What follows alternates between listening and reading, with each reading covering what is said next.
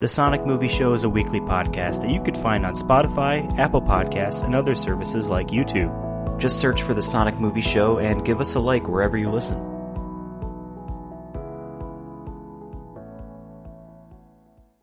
What's up, Sonic fans? Welcome to the 36th inaugural episode of The Sonic Movie Show, the only show that's about Sonic news, and the occasional Sonic movie news. My name is Ethan. With me here is Devin.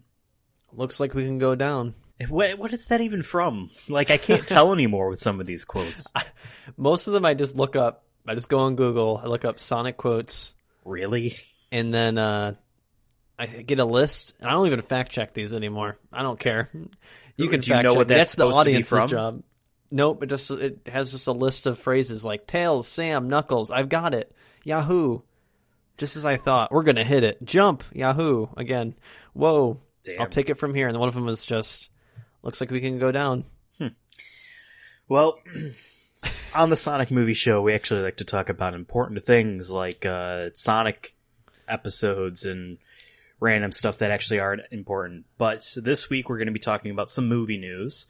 All of this COVID stuff has been happening, and most of the conversations we've been having are, I guess, just, oh, this movie did well digitally, or oh, this movie got delayed, or oh, the theaters are closed.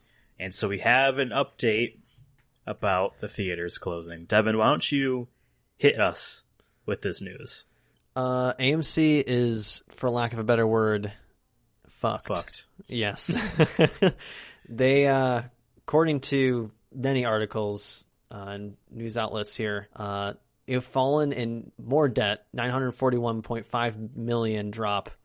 Or no, $94.5 million in the first quarter, nearly 22% drop from the $1.2 billion it garnered in the same quarter last year. So yeah, it's a pretty big drop, 22%. So which not is good. Insane.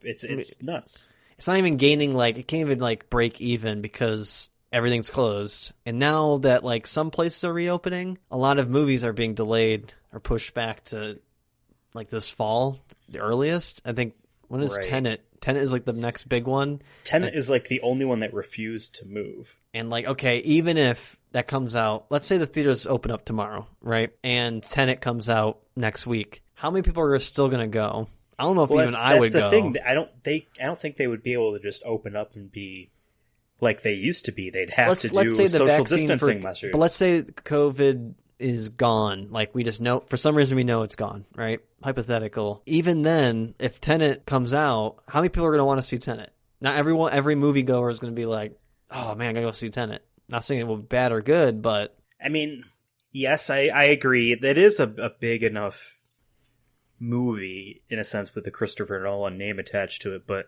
yeah, I mean, it's not like there's Tenet and then Trolls World Tour and then other movie and then fourth movie. Yeah, so you're right. It's just, you gotta start somewhere, I guess. And you need a big movie. They need money. It. They just need money. But I'd like to know how much money obviously we could see, like, they estimate $2.4 billion that they lost in the first quarter. I would like to know how much time it takes for them to make that money. You know what I mean? If they lost that much money in a quarter of a year, how many years does it take to generate that much profit? So it says the company revealed that its revenue had fallen to $941.5 million in the first quarter. So it still gained $940 million. Yes, because there was time where they were open. Yes. Because how much is that, from when the theaters were open, like you said, and how much of that was from their digital service? Because they do have. I don't think their digital service does anything. Because I tried looking at it once, because I keep getting the notifications from them being like, "Hey, you could rent movies for $1 on here, if you're interested." And then I look, and it's like, "Oh, there's 9 things, and they're all random." It's like, okay. What's funny? I don't think they make any money. What's funny? I mean, I guess not funny, but everyone keeps talking about AMC, but I haven't really seen any headlines for other theaters. AMC is the biggest in the country. They are the biggest, yes. That's what I'm saying. But like, how about Regal? How do they? I'm assuming they're treading on water too, aren't they? They have to be. Let me look it up. I think they have their own digital service thing. The only kind of Regal news I ever saw was them being like, "Yeah, also fuck Universal." we wanted to say fuck you to them too. It's just sad. Cinemark announced its first reopening date. Really? For June 19th. But yeah, is there actually an official end to all of this forced quarantining? I mean, everything's by a state basis, because it wasn't like the federal government really announced a date of when, okay, this is when we're quarantining everybody.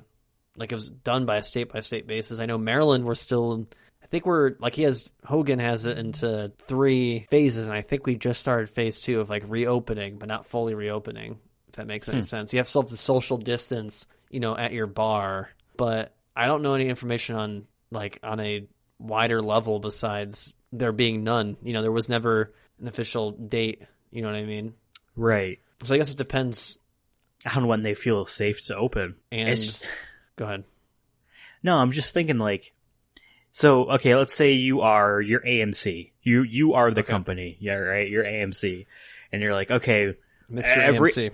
AMC over here, every single day that you're not in business, you're losing millions of dollars every single day. So you are looking at when you would open up down to the day itself. You're not looking at weeks. You're not planning, you're trying to actually pinpoint this day, because if we go here, then we're only losing this much more money. But if we wait a week, then we lose this much more, right? Yeah. And I know that a lot of the conversation, or maybe speculation by these companies, are, well, we could try to show older movies just to be getting people back in. So that's how I guess you could fill screens. I would be down for that. Show me. I would be down too. Terminator 2. I'd go see that in theaters. Why not? All of these studios and moving picture publishing companies, all of their plans, their dates, all of them got shuffled around. They're all moving. They're all over here now. They're all over there. Like, plans with these theaters are now gone, and they're changed. We see in some cases, like with Universal, they're like, well, who knows? Maybe we don't even need the theaters. And then we see Disney being like, we'll just move everything one slot away and hope that that's fine. We'll pretend that actually none of this is happening. It's essentially the Disney method. While other companies are like, screw it, James Bond. Sony's just like, James Bond is now in fall, or Warner Brothers is, we'll just move Wonder Woman by 2 months. So all of these are changing, which means that you don't have your summer lineup anymore. So when you do open back up end of June, let's say, that they open up back at the end of this month, that you'd have to have some sort of ball rolling, and Tenet, I guess, would be that kind of thing, but you'd have to very quickly find a way to make up a lot of profit quickly. I wonder, it can't be just a slow profit build like they might have had before. You need to be making up all this lost ground. I think you gotta take the L. I think you have to. You just gotta understand the circumstance and be like, I'm not making money this year. If I'm Mr. AMC, though, I'm probably already a billionaire. So does it probably matter, or at least close to a billionaire? So maybe I'm not caring too much. But if you're like the CEO, where your job is to be making money for the company in any way possible, I don't know what, we had the digital services previously, so they're just now advertising it more because they have nothing else. I wonder if at any point when this is going down, if they did have a estimated date, be like, okay, by April 10th, we're going to reopen, privately, you know what I mean? Mm-hmm. Because I'm sure companies have internal discussions being like, hey guys, we're opening on this day, be prepared. And I wonder if that's been pushed back, or have they had a date from the beginning that's like, nope, we're not opening till June. You know what I mean? Or are they being, like we were saying, case by case basis, where they're like, we'll just see what the next week brings. We don't really have a date in mind. And I wonder too if they've ever had a discussion being like, should we just say F it and start selling theaters? At what point does that have a conversation, or that conversation starts? You know what I mean? That's got to be starting to creep up now. If you're making this much money and it's public, or making this less of money and it's public, could they be bought? Do you start looking for a seller? Because that's how the game works here in capitalist America. If you can't make any money, you sell what you got and just retire. You know what I mean? I don't blame them. I probably would do the same thing if I had a $500 million company and it's starting to hit the fan. If I can save $350 million out of that, I'm good. But I also wonder, maybe they'll get more in the digital sphere. Like, I wonder if they've talked about it before or whatnot, that maybe they're like, maybe we just become a Netflix. We just become a streaming service for like... That's lame. I know it's lame, but like... That's so lame. But that is the hot thing to do right now. You have HBO Max, even though there's a million different HBO services already. There's HBO Max now, and I'm sure we'll find out numbers soon, or close to an estimate later on, and we'll be like, oh, wow. I guarantee we're going to be like, oh, 1 million people? Probably more than that, right? It's probably going to be a couple mil. Let's say it's all $15. You can do the math, roughly. Yeah. So I wouldn't be surprised if later on they're like, let's do this, AMC. Or if I'm AMC, I'm calling Marvel. I'm calling Disney right now and be like, can we get Black Widow like day one? You know what I mean? Like, because I think there is some sort of pressure on these movie distributors. Because at the end of the day, to me, movies are a special thing that should, you should see them in theaters. I think theaters should be part of the art. You know what I mean? I don't. Not saying like you can't watch a movie at home, but you're missing something there. I think we've talked about before, but I think there is some sort of pressure that needs to be put on either movie directors, the production companies, like Legendary or Paramount, to be like, no, we need to help the theaters out here, because without them we wouldn't be here. Well, they also want to make the money too, so like it's not like they're like, well, we don't know if we want to be on AMC anymore. Like, Universal aside, Disney's like, what we have is not broken, right? Our Disney Plus is not affecting our actual theater sales. We saw that with The Rise of Skywalker and all that. Like, just because you can watch Disney at home in general doesn't, mean... But then does that change, though? Starting to see movies come out now. Disney is such a gigantic conglomerate of a company that they will always play it safe with their revenue streams. The only thing that they will do is diversify and add additional revenue streams. So, like, if the box office revenue is good for them, why would they get rid of it? So I can see them being like, well, hold on a second. Just because the world went to shit doesn't mean we should necessarily be like, screw this and jump ship and not do actual theaters again anymore. Like, they're going to come back. I can easily see them, doing a day one kind of thing again. They're like, we're here. What would be a better, money maker, and also just great news for movie fans and also Disney fans, than saying, Tenet's great and all, but, I don't think the average person will know what that is. If I say, hey, are you seeing Tenet this summer? Now, here's the thing, though, and I think this is why Tenet doesn't want to move. If the only big movie out is your movie, and people just kind of want to go back to a theater, they're going to see your movie.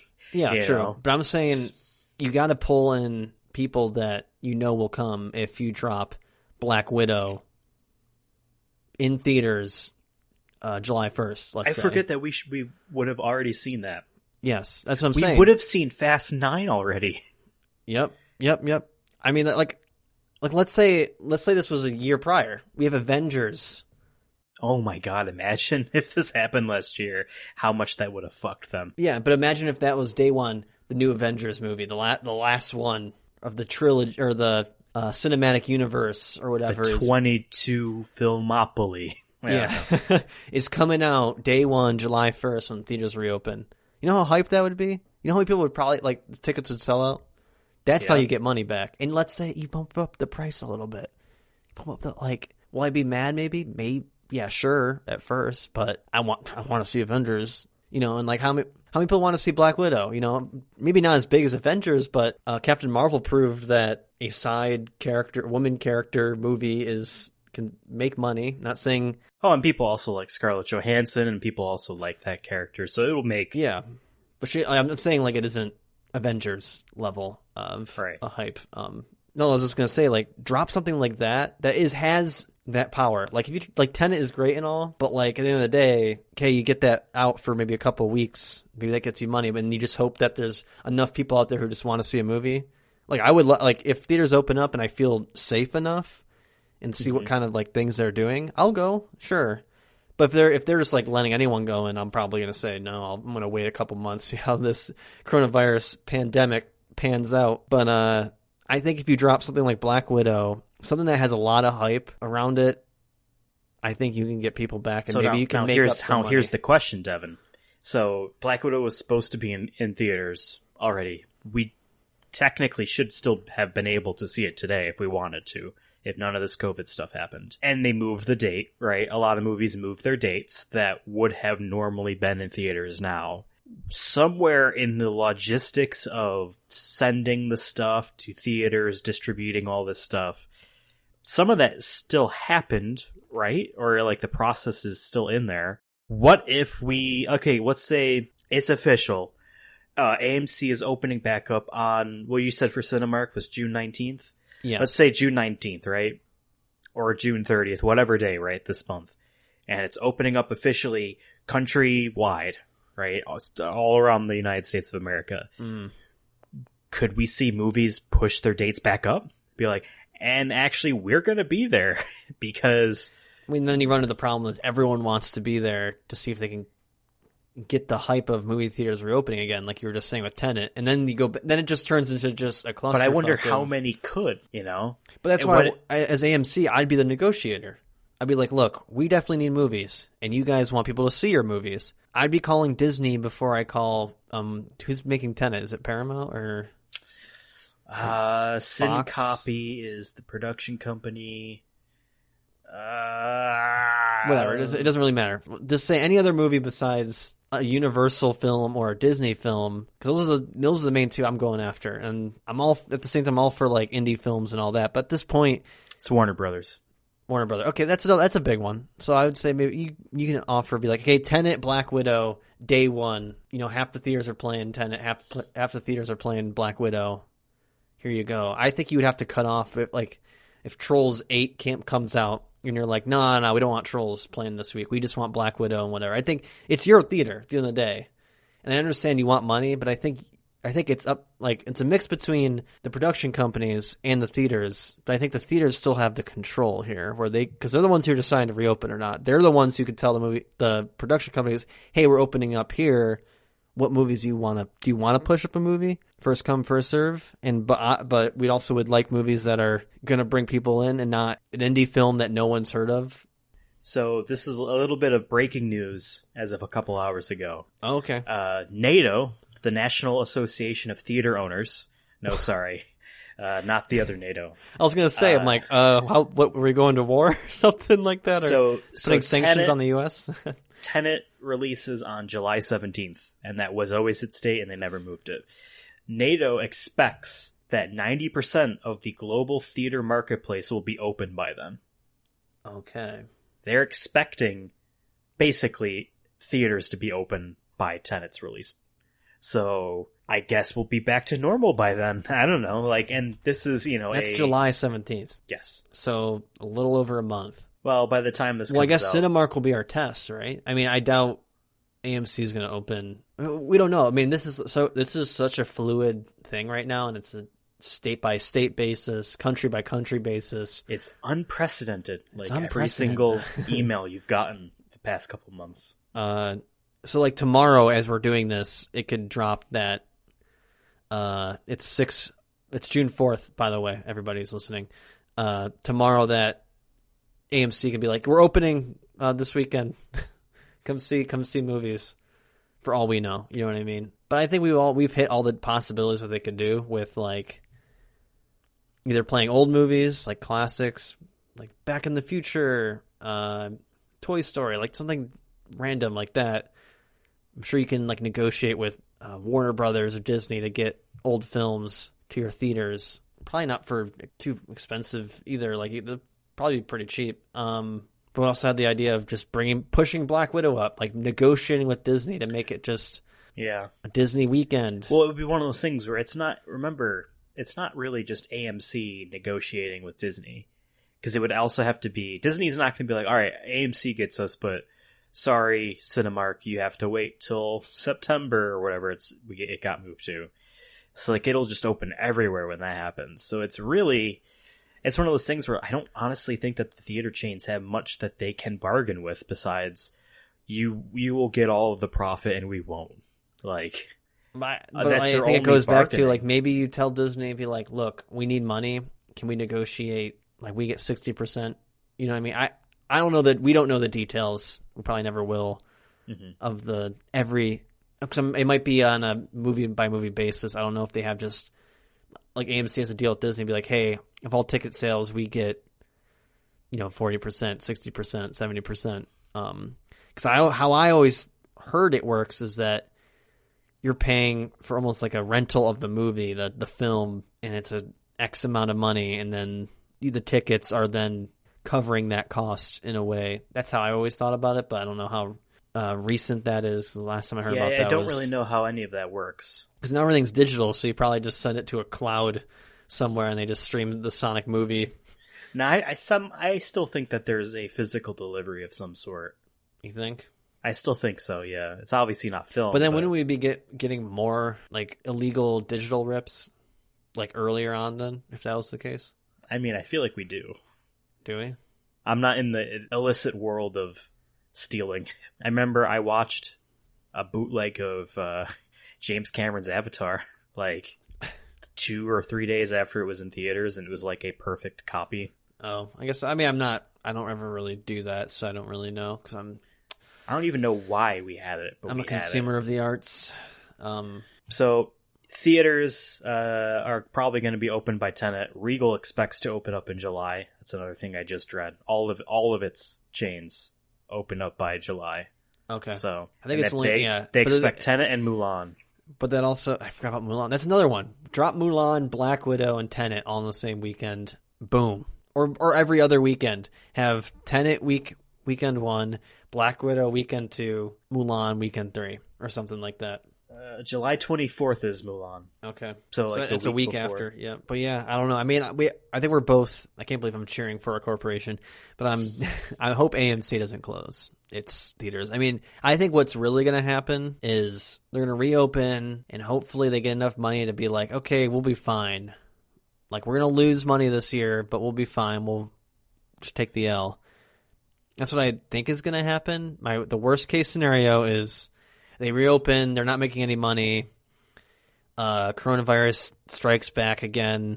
There's going to be a second wave for sure, and they're going to have to close again, and then they're going to have to be bought out by some higher entity in some way or form. I don't think the AMC as a brand is going to change. Like, I don't think it's going to be like, movie theater now. We've speculated on how they might change up their pricing on stuff. I actually do expect, I don't know if I said this back in that other episode, but I actually do expect the subscription A-list thing to be more of a, you need this to come here kind of a thing. I actually wouldn't be surprised if their entire business model itself is now anchored on that. Now depends on that. In some way. That constant, I mean, we're still subscribed. It's just paused. Yeah, but I meant just more like on less of their like model of business. I meant more just like their brand as a whole. Like, I know that when some companies are bought out, they scrap the name completely and completely rebrand. But I think they're going to do if they're bought out by someone, it's going to be a Pizza Hut scenario, a Domino's scenario where new management, new leadership from the top down. Do you mean Pizza Hut or do you mean Papa John's? I think it was Pizza Hut that like demolished their stores and like made them cleaner at some point. I remember there being a commercial like we're making changes. That was Domino's. Domino's, whatever. Yeah, because Pizza Hut is owned by Pepsi, which is they own KFC and they own Taco Bell, so they're a part of that. Any that restaurant. Probably. I'm sure there's a chicken. Wait, I said KFC. Throw a Red Lobster in there. You got the no, because Red Lobster, Olive Garden, Longhorn Steakhouse, and something else are a part of Darden, a restaurant chain. You can use a Red Lobster you can use a Red Lobster gift card at Olive Garden. God, they accept it. It's all money to them. Maybe AMC needs to go out of business. We need to. I mean, Cinemark owns Regal. God damn it! Stop. But like my work, like we've talked about before, what if Disney comes in and just makes a Disney theater? God fucking, and then that'll be it. Then I'm like, you're taking away my passions, my hobbies.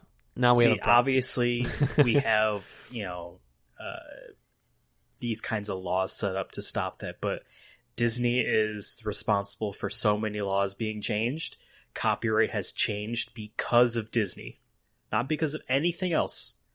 Disney screamed the loudest. Because, God forbid, someone gets their hands on Steamboat Willie and does something with it, Like they're that afraid of it, so they force copyright now. I think I've mentioned it to you.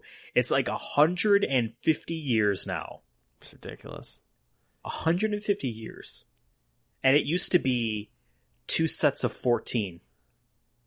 So like after 14 years, you could renew it, and then after that, it's it. Now it's either 50 years or when the person that originally owns it dies, and then another 70 years after that. If those laws didn't exist, Spider-Man would have been royalty free by now, and but that whole Spider-Man beef would have been, that would have never happened. Maybe, but I also know that like Disney still makes Mickey Mouse stuff, so it's not that Mickey Mouse himself is public domain. It's the works about Mickey Mouse. They start to become public domain. It's like it would start with Steamboat Willie is now public domain, but not, Disney's adaptation on A Christmas Carol with Mickey Mouse. Like that's not it. Well, I guess that's a public domain story, so maybe not. Maybe that's a bad example, but like, Spider-Man current films are still fine, but like the 60s cartoon, it would be open by now. But like Disney screamed about that, and all of a sudden, maybe we really need to rethink. I do think privatization deserves to keep everything forever. God forbid someone steals Steamboat Willie. Oh no. But I don't know. There's a lot going on. Do you have anything left to say about this whole is AMC screwed fiasco? Like I said, I'm pulling for AMC, I guess, even though deep down in my heart, I don't like corporations, but I like the AMC theater that's near me. It's really nice. So I don't want to see it go. But to be fair, there is some nice local theaters in Baltimore that I've gone to that are like, small business owned, which are really, really nice. So I don't know. We'll figure it out, I guess. Movies aren't going anywhere, at least. It's not like movies are disappearing, but I just hope this isn't the end. When they survive, build one down by me, so I don't have to drive all the way up to see one with you. All right? We can find one in the middle, man. That's what we need to do. But in the middle, I don't know if I want to go directly in the middle between us.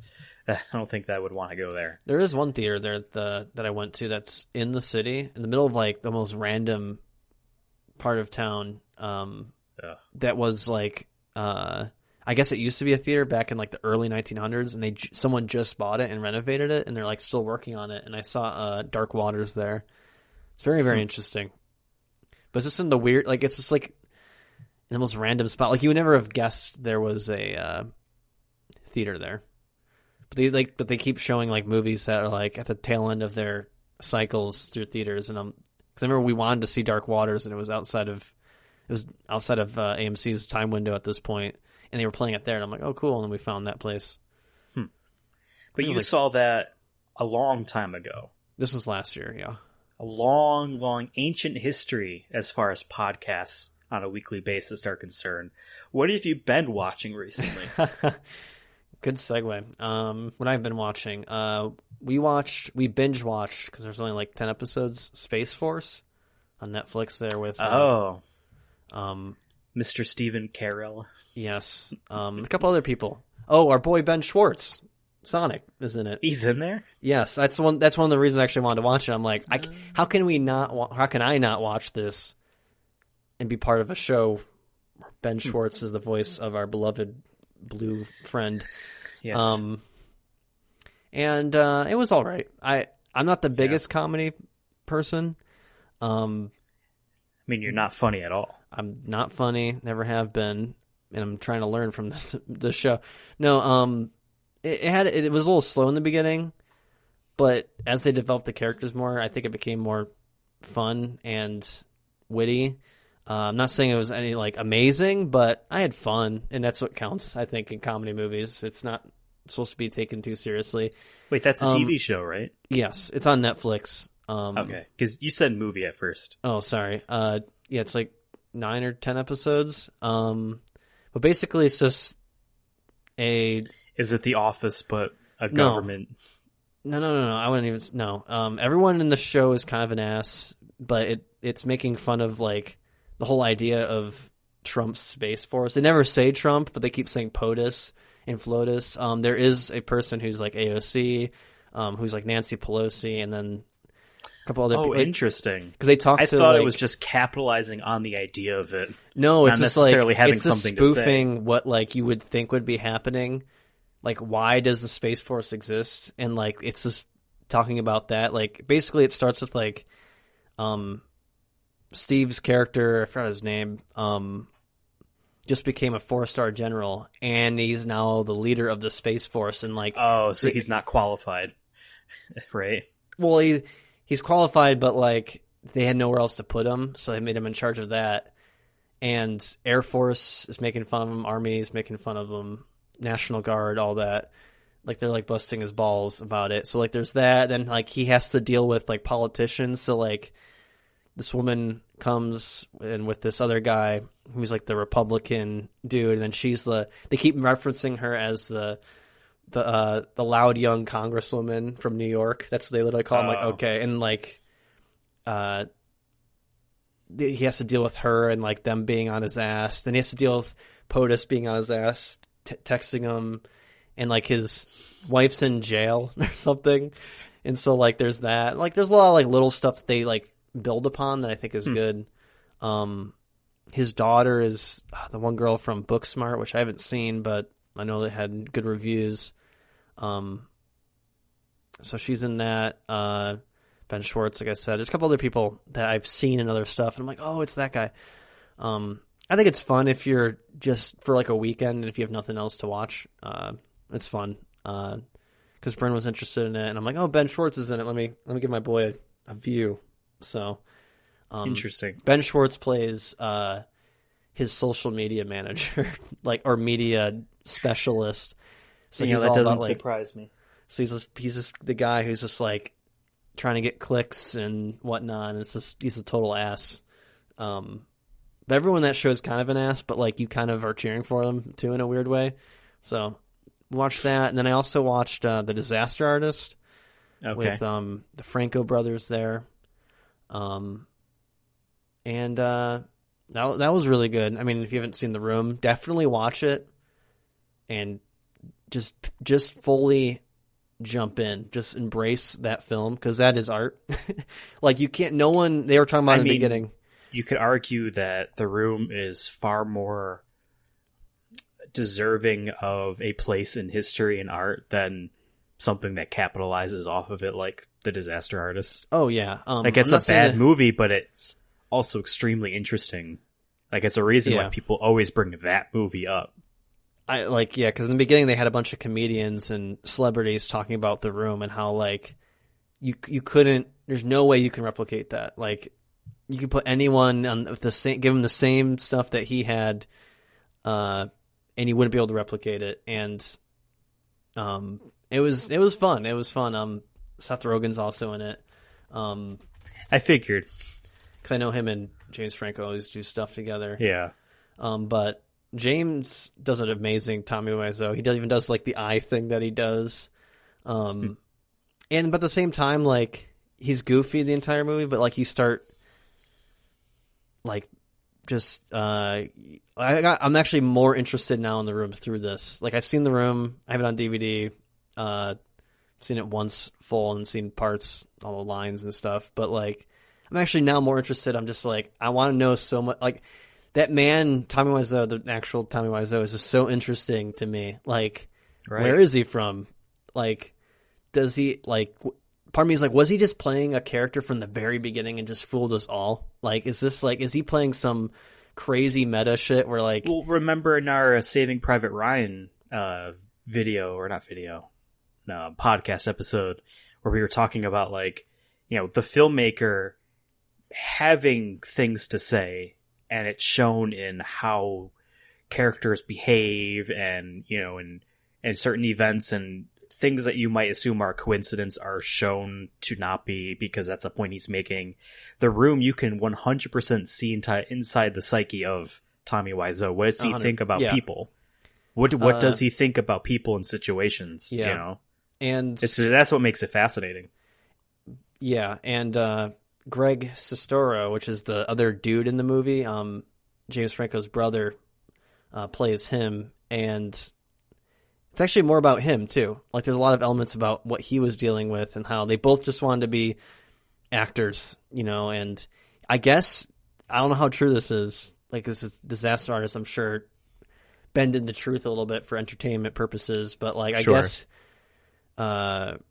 Greg met his girlfriend, who's played by what's her name? She's Allison Brie in The Community. Forgot her name, but anyways, I guess they know.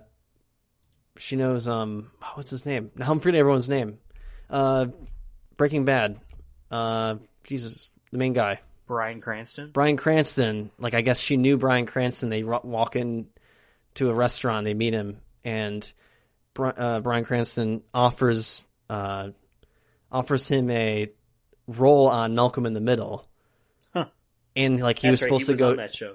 He was supposed to be in an episode, but I guess Tommy Wiseau was like, "No, you can't," and like he wound up sticking with Tommy Wiseau and doing this. And he's like, "Oh, I think," and I'm like, "Man, what if he missed his big break?" And I'm like, part of me is just like, I don't know though, because The Room is so well known. Right. Well, I don't think that would have made him money. Yeah, but I'm saying like the idea of like fame, just people knowing something about you, like people know what The Room is, you know what I mean? And it's like, right. I guess he won. he did the goal, or he got his goal. So I don't know. It was very interesting, very fun, and glad I watched it. So if you like The Room and you haven't watched The Disaster Artist, recommend. And that's all I've been really watching. Still playing Final Fantasy. So still playing. Eventually we will talk about that in depth on this episode, but there's a countdown timer happening right now. He has only this amount of time to finish it. No. June 19th. That's what I'm trying to get to. Not because theaters are reopening, because Last of Us. So ever since HBO Max came out, I've been making an effort to try to watch at least one thing a day on there. Now, I haven't been able to complete that promise, but I watched a lot more stuff than I would have normally. And random stuff. So, one of the things that HBO Max's, like, advertising points is that there's original programming on there. And last time when I talked about that, I said I watched a couple episodes of the Looney Tunes thing. There isn't a whole lot of their original programming on there right away. There's only like 5 things. Mm-hmm. But they had so many things planned, like, throughout the whole year. So one of the other things I was interested into seeing what it might be like, without actually trying to jump all the way in, is that Sesame Street Elmo talk show thing. The Not Too Late show with Elmo. They're only like 12-minute things. And I get a feeling that they filmed every episode all in one day, all in one sitting. They're only like 30 minutes, like you said, so you probably can knock that out in an hour, and then he cut out any footage you don't need. Exactly. And it's, I think this is what they just assumed children know talk shows do, and what they can have an attention span for. The host comes out, says a joke, sits on the couch, has a guest, asks them 2 questions, they do a dance, and then they go home, and then that's it. Like, that's all they kind of know about them. So it was okay. It wasn't really anything to, like, I wouldn't recommend it to parents with kids. I guess I would just say watch Sesame Street itself, if that's your jam. But I did watch 3 movies. Jesus. Yes. I watched this random movie that's on there called $1 Million Baby. Have you heard of this movie? It's 2004. Yeah. I was going to say, I remember hearing about it back then. What's his name? God damn it. Clint Eastwood. It's a Clint Eastwood movie. Like him directing. I think he directed it. But it's his movie. He's a boxing coach, and he owns a training gym. And he's been doing it for years. And his main star there keeps wanting to go for a title match, but he keeps... I keep wanting to call him Tarantino just because he has that movie Gran Torino. Clint Eastwood's character is like, no, a couple more matches and you'll be ready. A couple more matches, and that dude leaves him because he's getting older. He's the $1 billion baby.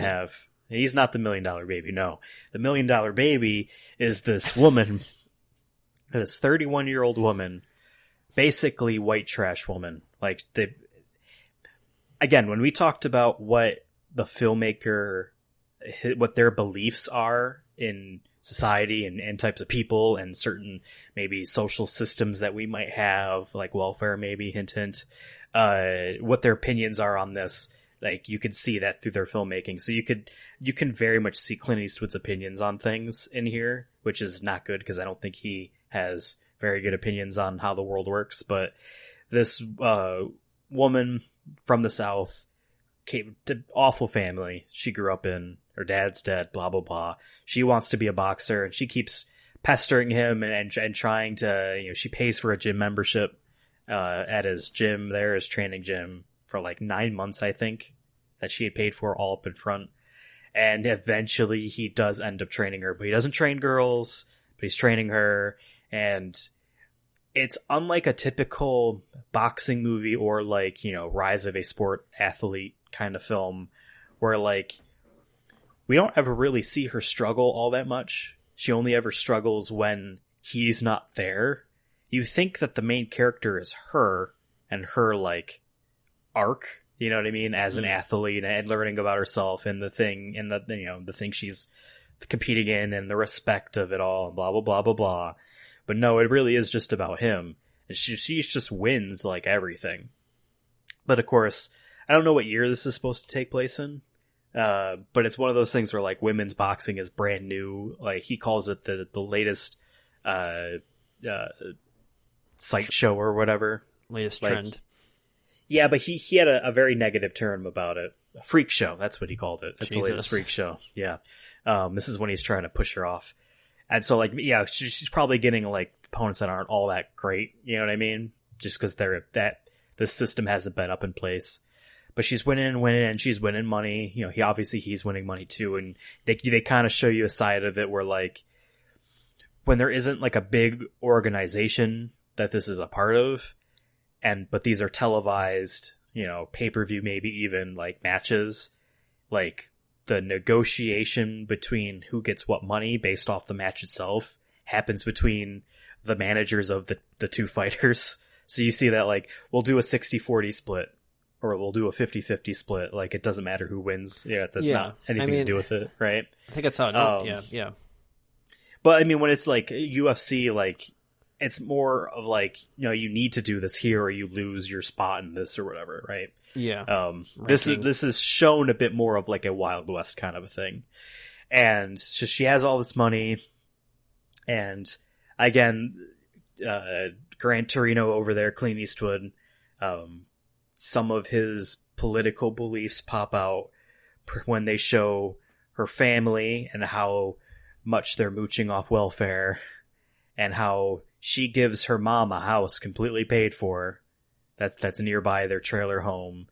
And of course the mom is just upset because now she can't pretend that one of her grandchildren is still alive so she can get welfare or something like that. So like, oh, and it's just like, oh, she's an awful person. She doesn't, whatever. They're trying to show that kind of thing. But she wins a couple more matches, and then, she's now the $1 million baby, I guess. Yes, she has, let's go. Whatever. Goes in one big title match. She's been winning title matches like overseas in Europe, but she's going this one big match now. And her opponent there, it's not liking the fact that this chick is probably going to beat her. So while the ref has his back turned, she goes, and this is in between rounds, she goes for a quick, cheap jab when our main character is, not paying attention. She goes to fall backwards, and she lands with her neck right on the stool, like the edge of the stool that's fallen down. And of course, Clint Eastwood is in the process of pulling the stool off the thing. Cause in between rounds, they put the stool up in the corner and they sit, right? It's that stool, right? So she lands right on there. And then the rest of the movie is how she's paralyzed in the hospital. Oh my God. How long is this movie? Well, this part is not all that long, but like the rest of it's, and I knew about this movie and I knew that this movie was beloved by a certain person in my life who is paralyzed. who's in a wheelchair. And I remember this person had a movie poster of this movie up. So I'm watching this movie. I'm like, oh, okay, this is why this person might like it, because we're in this part. And we get the scene where, her mom and, her sister and the sister's shitty boyfriend and the shitty kid, they're up there. Of course, they're coming to visit, but of course they stop in Disneyland first and blah, blah, blah, because, she flew them out there with her money. Everyone loves Disney, Basically, she has a lawyer there to basically sign all of her money away to her because blah, blah, blah. And, and then she says no or whatever. And I didn't really talk about Clint Eastwood all that much, but he's going through some weird arc of, he has a daughter that doesn't like him anymore. And so he's been writing letters, but they keep getting returned. And Morgan Freeman's in this movie, by the way. He's narrating the whole thing. Okay. Because the framing device of the movie is, this is one final letter that Morgan Freeman is writing to Clint Eastwood's daughter, saying that, no, your father is a good man. Whether or not you'll ever see him again, understand that this is the last moments of maybe what happens. And this movie takes a turn that I am 100% completely upset with. I was expecting, because she's in the hospital bed. She is paralyzed. When you are, I forgot what the term is, but when you are in stationary position like that, lying down all the time, you cannot move. The way that mainly your legs, but the way like you get to form like welts and stuff on your body that are actually very dangerous for you, because the way gravity is sitting on you and you're not moving, your muscles aren't being moved at all. So like they have to cut her leg off at one point.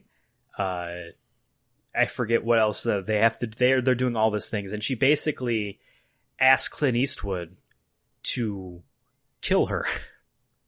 She doesn't want to live anymore.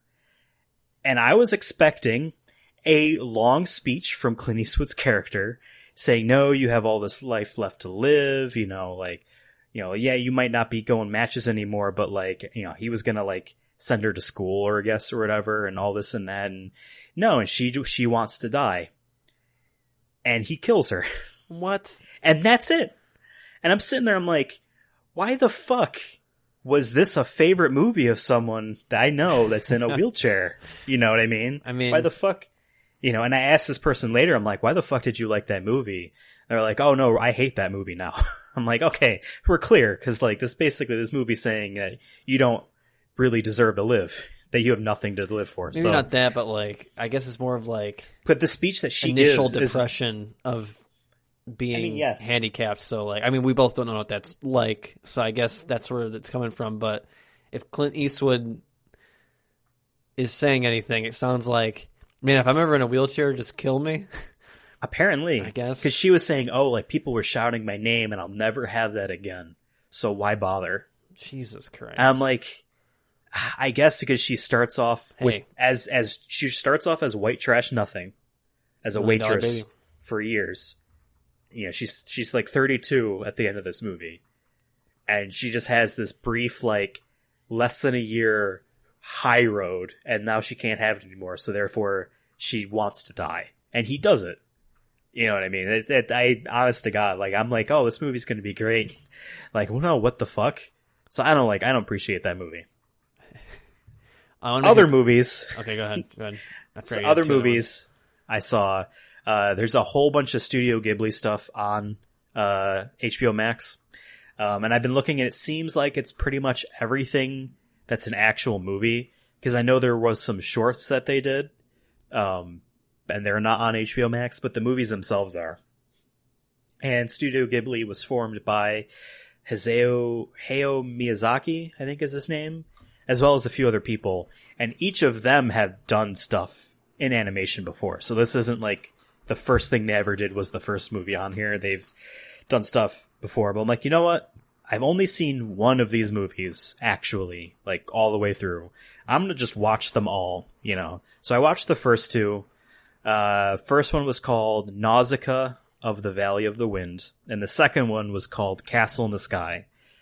And both of these films have basically the same message and worldview, and they come to them in different conclusions, which I think is kind of fascinating. And it's a very Japanese, like, worldview.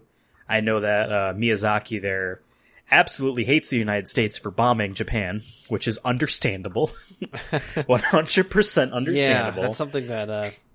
And you can tell that he hates the kind of materialistic lifestyle and view. And basically, in both of these movies' plots, the world at one point in time ended, where the constant rush that we're going through right now in society, in the world, reaches an apex and crashes, and through two different reasons.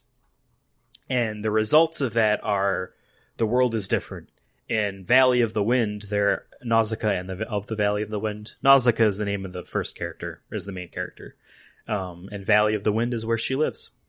It's like there are now poison forests and jungles all around the world.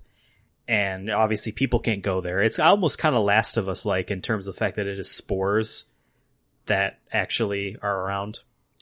And in those places, basically the new dominant life form starts to live, and it's just bugs. Like, not one type of insect. It's just giant insects in general. Specifically this one type of gigantic insect that's like, I would say the size of 3 houses. Like, stacked alongside, it's these gigantic bugs. And like, they're not intelligent or anything like that, but like, it's just monsters. Nature. It's just nature, yeah. Right? It's just nature is the thing. And whenever, in the past humans have tried to, destroy the poison forest or the bugs or anything like that, they go fucking ballistic and they destroy human civilization. So it's at the point where like, they can't fuck with these at all. And basically the moral is just, it's not our place to rule the entire planet. Like, we can live peacefully alongside these bugs. We learn that they're cool if we're cool. We don't eat the same stuff. We don't live in the same places. We don't need to literally occupy the entire planet. It's okay. Like, that's... I feel that message. Yeah. I feel that message 100%. And I'm watching this movie, and I'm like, man, this voice is so familiar of this dude. I would say he's maybe not the male lead, but he's like almost like an Obi-Wan Kenobi type of figure. I'm like, who is this voice? Who is this person? And I look it up on IMDb, and it's Sir Patrick Stewart. I'm like, oh, cool. This is a late 80s anime film, and it's a gorgeous movie. And then I'm also watching, I'm like, who is this woman? It's Uma Thurman. Okay. Now this is the English dub. Who is this man? Oh, it's Mark Hamill. I'm like, oh, god damn it. Everyone's and this is in 80s. This is 80s Mark Hamill too. So it's not the old man. It's like literally a couple years after Return of the Jedi, Mark Hamill, which is interesting. The second movie was called Castle in the Sky, and it's the same type of similar idea that the world ended, but it was just war. And now it's back to like basically Miyazaki, and these first two were written and directed by and produced by Miyazaki. Other films in Studio Ghibli's history have been done by other people. He's just a part of it. Yeah. And you can tell he loves like pre-World War II, like European technology and stuff. Like, people have like little tiny handlebar mustaches, and people have like little scully caps, and these two movies do that. Even though they're in post-apocalyptic type of places, he loves this type of aesthetic. Even though he doesn't like pollution and like, you know, materialistic stuff, he loves that aesthetic. Kind of like how Hideo Kojima can be very anti-war and anti-military, but he absolutely loves Cold War weaponry. You can tell in his Cold War games, shit is cool. He fucking loves guns so much. I hate war, but like spy planes are dope. Yeah. So you can tell Miyazaki loves this stuff, but it's like, yeah, we're in that kind of era of stuff, and there was a castle in the sky, a floating continent this kingdom, they had all the cool technology, and they ruled the world, they had robots, and there's a famous, the robot is like a famous kind of, almost kind of looks like he could be a Japanese version of the Iron Giant, which we'll talk about at some point on this podcast feed. Almost kind of looks like that. And there's a statue of him outside Studio Ghibli's office holding a little flower. but they're all gone and they're gone. And this girl who has this necklace, which has the emblem on it, turns out she's an heir to that kingdom. But there's this other guy who's in the military. I'm like, who's his voice? Oh, it's Mark Hamill again. He also is in, it's just basically, it's the same kind of story of like, we destroyed the planet, essentially. And that's bad. And while the reason that the world got destroyed in that first movie was nature and how we need to live alongside it, the reason in the second movie why the world got destroyed was men, and we cannot resurrect that power. Like, Mark Hamill's character wants to resurrect that power. He wants, because he would basically is rightfully the king of this kingdom. He wants to bring it back and rule the world, but no, we can't do that. We need to destroy it. Even though we could make our lives better with this technology, we shouldn't, because we kill everyone with it. The long term. Yeah, exactly. The short term would be great, but long term. Oh wait, I actually watched one more Studio Ghibli movie too. I forgot. I watched this yesterday. The famous one, My Neighbor Totoro. It was actually completely a movie I did not expect to be that way at all. Random family, this man and his 2 daughters move into the countryside in this abandoned house. Though it's being taken care of by their neighbor, I guess, because the mom is in a hospital nearby. And so they want to move close to her because when she's done, she can live there. And it just follows these 2 girls living in the countryside. And like, they start to see like yokai spirits, you know, but adults don't see them. And one of them is Totoro. It's the famous giant furry rabbit looking thing. Yeah, I know what he looks like. Yeah. I've seen him before on Twitter. He's literally the logo of Studio Ghibli's company.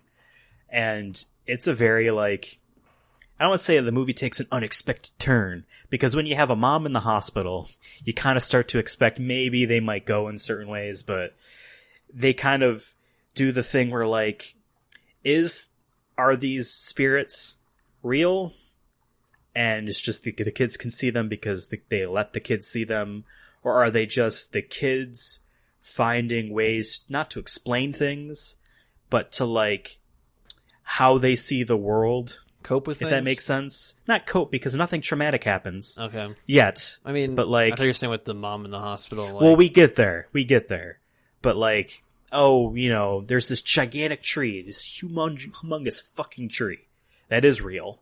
And how did that get there? Oh, Totoro and all of them, they grew that tree, right? And so they get these acorns and they plant their seeds, but man, it's been 3 days and we haven't seen sprouts yet. And so then they see Totoro and his little tiny Totoro friends, like, in the middle of the night, like, doing a dance around the plot where they have planted these acorns, and then they're making them grow into this gigantic fucking tree. And then they wake up the next morning and no, that's not what happened, but now they're sprouted. So, like, it could be real and it could not be. You know what I mean? It could be exaggerated and then changed, and it also could be completely fake in their minds, but... And there's the one famous scene in it when they're waiting for their dad. It's raining. Their dad, who works at the university nearby, obviously didn't bring an umbrella, so the 2 girls go wait at the bus stop for the dad to come by so he can have an umbrella and they can walk home together. And they're waiting, and he's not on the first bus. And the second bus is delayed, and they're waiting there. And this isn't like the woods.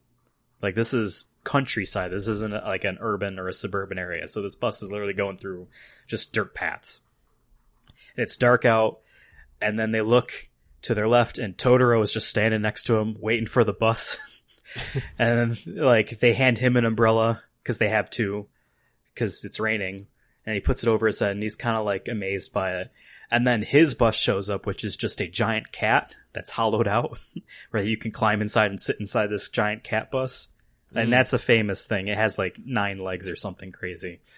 That's the famous scene. But then it comes back around at the end where, yes, the mom was supposed to come back home that weekend, but something happened, and now she's not going to be able to. But they don't have a phone, and their neighbor's uncle has a phone, and then, oh, like, blah, blah, blah. And then when they find out, oh, mom's not coming home at all.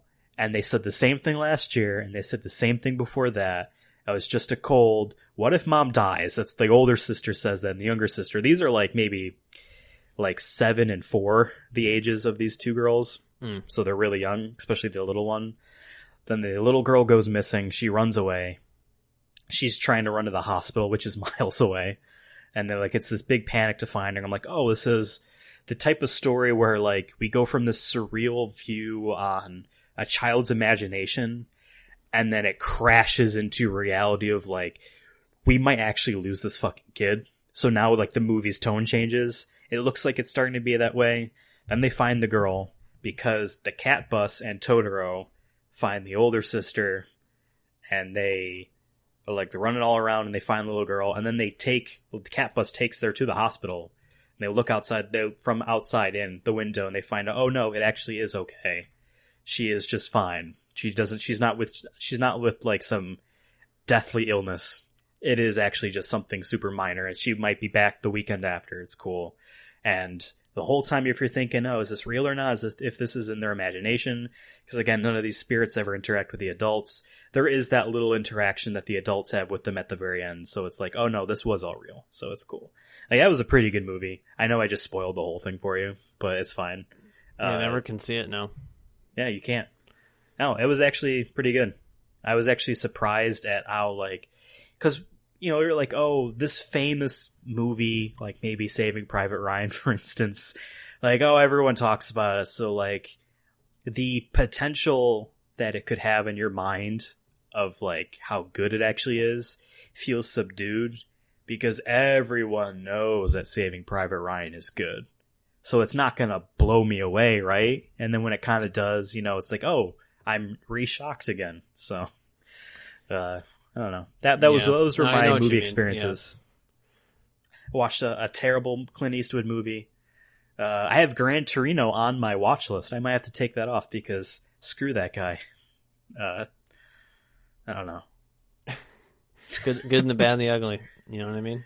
See, that's the thing. Like, he didn't make those movies, so I feel like that's safe to watch those. Like, these are movies where it's like, no, I'm the director, I'm the writer, you know? So, do we want to end this show with our brand new returning segment? Yeah, I think we should. How many pages is it? It's not too long. Nah, it's not too long. I sent them during the show. I don't know if you caught. Yeah. When you were talking, sure. I'm like, oh shit. All right, 33. They should be in order. So, we have been in the past few episodes of the Sonic Movie Show that aren't movie reviews, reading along together Sonic the Hedgehog, the official movie novelization. Wow. They made a movie and then did a shortened version of the script for children to read while they wait for the Blu-ray, which is out already. Still need to get that steelbook, dude. I still need to get it. It's only at Best Buy, right? Yeah, but I think Best Buy is open now. I also need to get a TV. So maybe when I get the TV, I can watch my 4K Sonic. Yes. I don't have a 4K player, though, so. He's streaming, though. I mean, the Steelbook's going to come with a regular Blu-ray. Yeah, that's true. I mean...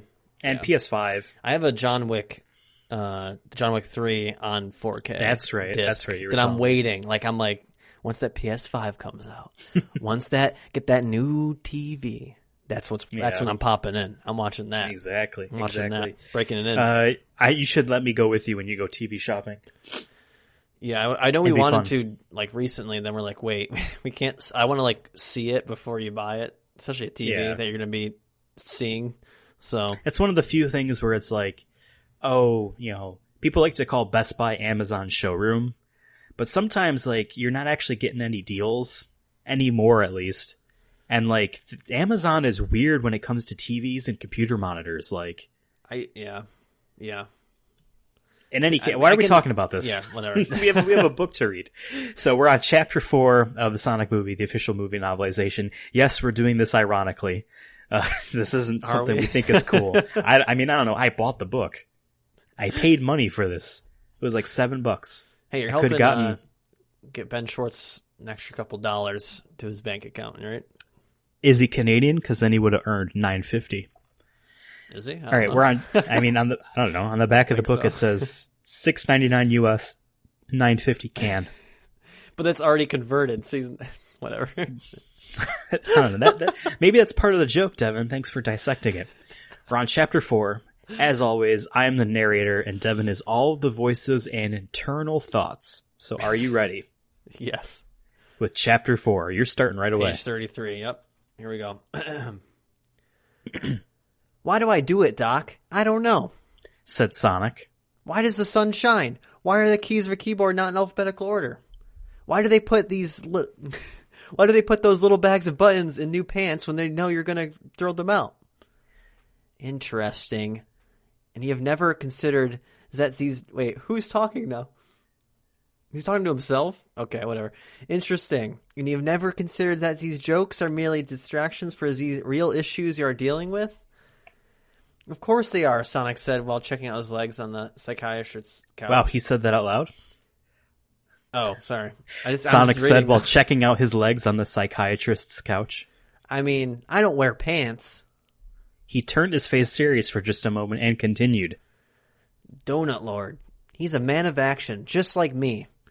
Anytime my speeding around town causes trouble, he always finds a way to keep the peace. He helps me stay out of the spotlight, even when he doesn't realize he's doing it. Donut Lord is basically my wingman, but he's more than that, too. He's my best friend. It sounded silly to say it out loud at long last, but it still felt right. You can have friends, even if they technically don't know you exist. That's not so weird, right, Doc? In a flash, Sonic spun around the small couch and materialized in the psychiatrist's chair, complete with a pair of heavy spectacles and a paper goatee glued to his face. This was a totally normal activity he did and not at all the result of his extreme solitude. It is not so abnormal as that is so. Dr. Sonic said with a raised eyebrow. I don't remember him having an accent with the therapist. It was so brief in the movie, that's why. But considering your erratic actions of late, do you fear that your prolonged isolation is making you a bit crazy? Whoosh! He was himself again and sitting on the couch. Crazy? Me? No way, Doc. You got me all wrong. On an unrelated note, wow, look at the time. Gotta go catch the big game. He jumped up. Sonic tore out the window, leaving behind only a swirl of papers, and he hit the streets of Green Hills as evening fell. He couldn't shake the worry that he had since saw Donut Lord and his wife celebrating moving out of town. With his fur itching for action, the hedgehog skidded to wait, I don't think the movie ever said that they were married. It's interesting. I think they had a ring on, though. Oh, did they? Yeah. I never look at the ring. I just jump on in. I almost got political. With his fur itching for action, the hedgehog skidded into a hiding spot outside the Green Hills Junior High baseball diamond. The summer's last traces of a Little League showdown was a perfect distraction. At least for a little while. When the game wrapped, winners high-fived in the parking lot and losers made plans to drown out their sorrows at the ice cream parlor. By the time the people had fully split, jeez, I was reading so well before. By the time the people had fully split, Sonic took to the diamond and swung a forgotten bat around with one arm. If talking to one super speed version of himself was enough to clear his mind, maybe taking on 9 Sonics would do the trick. He dug his heels into the batter's box and called the play-by-play. Bottom of the ninth. Hold on, dude. Click to the next page. Oh, where's 36? You were on 36. Oh, okay. I'm good then. Okay. Bottom of the ninth. Tie score, and exactly who you'd want at the plate with the game on the line. Sonic! Zip! He kicked up a cloud of dirt, ascending to the pitcher's mound in a blink. But staring him down from the pitcher's mound is the most fearsome southpaw on Green Hills. Also Sonic. Swoosh! He tore out to the box of the third base coach and called out encouragement. Focus, Sonic. If you win this game, you'll be the most beloved kid in Green Hills. Hit it to the guy on left. He's a real space case. Zang! Out to the left field where he stared in the sky, picking his nose. Ugh, I can't even with that guy. Pitcher Sonic sneered and wound up for the pitch. With an arm faster than lightning, Sonic sent a crackle of speed energy out of his fingertips and raced to the home plate, where he picked up the bat and swung. Crack-a-thoom? That's exactly how it sounds like when you hit a baseball. Damn. That's why I love baseball. I love the crack of making funny. It sounds like a eldritch horror villain. Yeah. The blur of a bat connected with his pitch and sent shockwaves across the field. Yes, I did it. Yes, did you see that? Sonic cheered as he sped around the bases in 2 blinks of an eye. Well, no, that's not even fast at all. But as he dove headlong into home plate, the ripples of motion faded away, and there was no one to cheer with him. Alone. He said at last, sorry. I really am alone. Forever. Sonic couldn't stand it anymore. He ran with nowhere to go and found himself running around first. In an instant, he hit home plate again and started all over. With each lap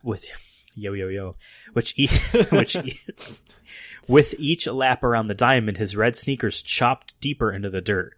He made a lap in a blink, and then in a heartbeat, and then in the moment between seconds. And the faster he went, the more his fur and quills tingled with that chaotic blue energy. Faster. The air wavered in the heat. Faster. Streaks of electric light formed in a diamond-shaped vortex. Faster. The world became a blur of hot, white lines, and then... Crack-a-thoom again. No, kaboom. The entire field exploded, knocking even Sonic off course and into the dirt.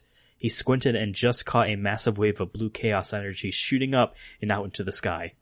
And then everything went dark. I never went that fast before, he said in disbelief. This is not good. The hedgehog spun through the town, finding pitch-black houses and dark streetlights everywhere. The shock of his outburst must have burned out the electrical grid for all of Green Hills. Sonic showed up around Donut Lord's house. It was as dark as everywhere else in town, but he could hear his friend's voice from inside. I know. Everyone in town has called. The Donut Lord said loudly and clearly into his phone as he stumbled outside to his cruiser. Call Joe, see if he's located the downed line. We'll find out what happened one way or another. I think it's Gil, if it's a guy. Gil? But yes. Oh, call Gil. Sorry.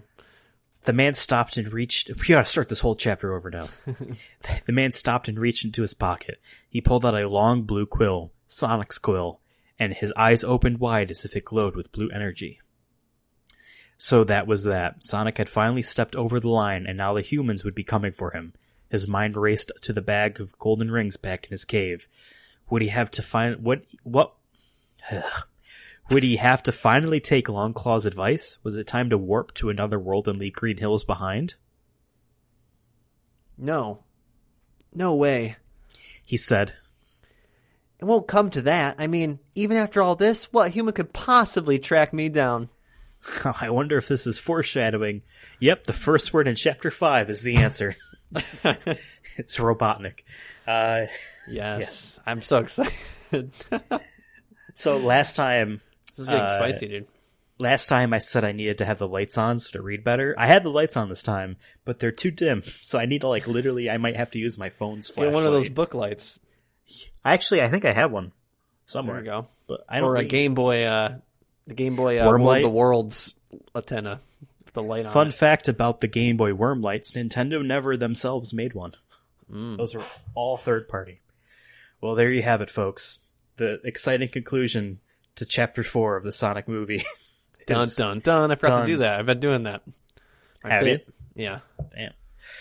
Maybe we'll do it next week. Maybe we won't. In any case, you can find the show on podcast services such as Spotify, Apple iTunes podcast thing, Google Play Music, YouTube, Stitcher, Pocket Casts, others maybe. We might be on iHeartRadio, I think. I'm not sure. Go ahead and find it there. If you like other podcast services than the one you're using right now, if you like one that we're not on, why don't you hit us up on Twitter? The show can be found on Twitter at Sonic Movie Show. I, Ethan, am on Twitter at Ethan Absolutely. Devin over here is on Twitter at CURSONA YouTube. And let us know what you think about AMC. Are they gonna go under? Do you think that's not even possible?